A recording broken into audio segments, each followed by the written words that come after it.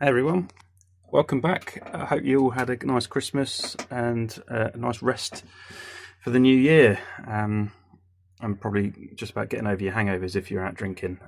Unlike me, I was a bit of an early one for me. But yeah, I haven't done much on the layout video front for a while, so I thought I'd just kind of get on and show what's been going on. You can see some progress has been made here. With a bit of the tile grout mixed with some poster paints. I've got all of the balusters down. I'm still trying to decide what to do here in terms of making that sort of kind of squashed ash look on here. I've got some ash cinder stuff to have a play with, but I'll come back to that another time. What I've been really kind of focused on is now that all of the balusters done, I wanted to make sure that I got the lighting done. So you'll notice a bit of a difference here is I've been going around and quite easily putting in LED strips. These are the Cobb LED strips. And this is the sort of white light, one or cool light. I can't remember what the term is for it, but I think it looks quite good. It's in temporarily at the moment. So, you know, like over here, it really doesn't look that great being so close to the grass, especially obviously when I do video shots and things. You kind of want to make sure that you don't see like that. That's a kind of a bit of a pet peeve of mine. But for now, this is all temporary. But I was thinking about getting sort of like some aluminium struts sort of across here, and then kind of having it, if it's kind of like an L shape, then kind of position them inside it and then have it pointing back to the layout. The only problem is that what I've been trying to avoid is having shadows being projected onto the backdrop, because again, a bit of a pet peeve. Want to do away with that, which is why I've put for the time being this at the back. I've also got warm light, so that's like 4000 K light temperature, which I will put in front, and that will kind of then I think hopefully change the tone a little bit so it's not so cool. But I don't think that looks too bad as it is. It's obviously a bit lighter there. I guess it's lighter there because that's where the power first comes into the LED. So as you gradually go around, it does seem to get a little bit dimmer towards the end. Don't know if that's a thing. That seems to be the case. So if I carry on around, I don't think much has changed over here at Cabinford. Everything's kind of all been misplaced. As you see, I've been running cables left, right and centre. So really I should have done this. If you are watching this and are just starting out with a layout, then sort your lighting out first, so you're not having to do what I've done. And you know, I've got like over here, I've got a tree that's been downed, and I've got some wood chip on the floor, obviously natural. This whole scene over in the corner actually is going to change at some point anyway. Let me just cover that off. So here is going to be a road. I think I covered this a long time ago, but I'm going to build a road up here, or at least like kind of like a country lane, which is leading to the station, or it kind of has the impression it's leading to the station. Got loads of dust to sort out some stage. So this, you know, the dust that's settling on the river is kind of making the river look a bit naff as well, which is a bit annoying. But it's one of those things. Again, you know, I did that really early on, and I didn't think it could be that much of an issue. I don't know why I didn't think that, but it is. Yeah, I've made a couple of trees, sort of as I've been doing things, or not doing things, as it may be. Been making some trees.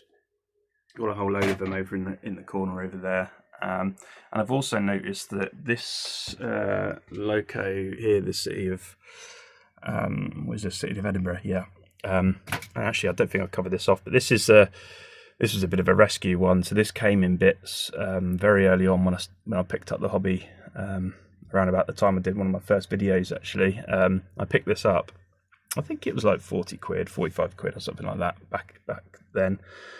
It was previously it had a bodge job of the nameplate, which you can kind of tell there. I managed to rip that off and put this one on relatively painlessly. It needed all the wheels to be sort of realigned and put back on. Basically a complete rehash. And the paint on the actual body had obviously been ruined by quite a lot of manual work from previous owner. So all I did here was just use a load of weathering powders to kind of try to take away some of that kind of ruined body.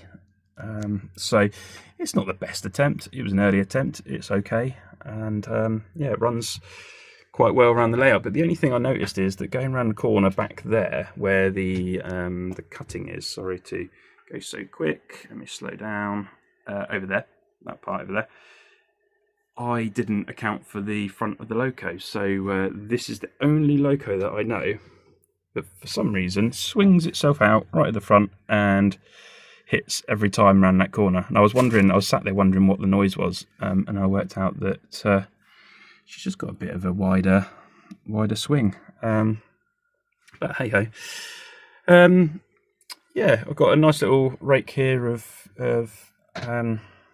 like fruit vans and things, and this is all set up ready. There's been a bit of a derailment through my work here, but yes, I think hopefully you'll agree that that looks a bit better with the lights. And obviously if I turn on the main lights, you can see it doesn't really make much of a difference now, which is great. Well, it kind of does. It kind of adds, I think that makes it look a lot less dreary. But yeah, I'll get the other lighting in as well, the other cob light in, see how that looks. And like I say, I'll probably do an update video when I come around to actually fitting the aluminium holders, which I think will actually make it look a lot better.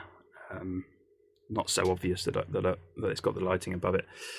But for now, I'll have to just try to make sure I do images like this or videos like this where I'm kind of pointing down rather than up, which I've been able to get away with before, but I suppose anyway the roof foil kind of looks a bit naff anyway. So yeah, let me know your thoughts. If you've got an experience with the lighting, whether it's better with the white light at the back or at the front. I've seen people use like 3 rows. I don't have enough to do three rows, so I'm kind of like was experimenting. I think the white at the back and then the warm light at the front makes more sense. It certainly looks quite good there. And yeah, if you've got any tips on the surface here, that'd be welcomed. I've just been kind of playing around with the tile grout actually. So yeah, mixing in some of the stones, the ballast stones with tile grout, and working that around here, and it's okay. It's not exactly the look that I was after, but maybe it'll all kind of work a lot better once I get the cinders and ashes in here. Yeah. All right, I think that's pretty much it. So yeah, have a great start to the new year. Hope you're not too depressed about going back to work if you're going back to work. But yeah, take care. See you soon. Bye.